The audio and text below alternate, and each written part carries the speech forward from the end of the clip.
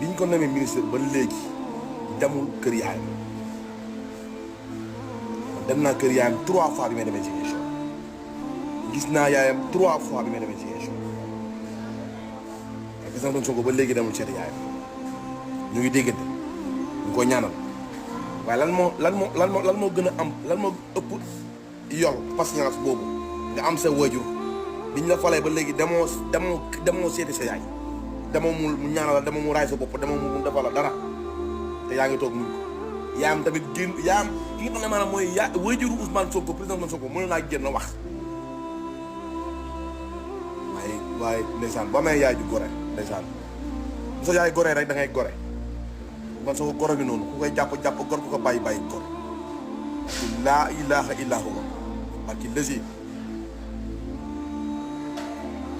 ku jàpp Ousmane Sonko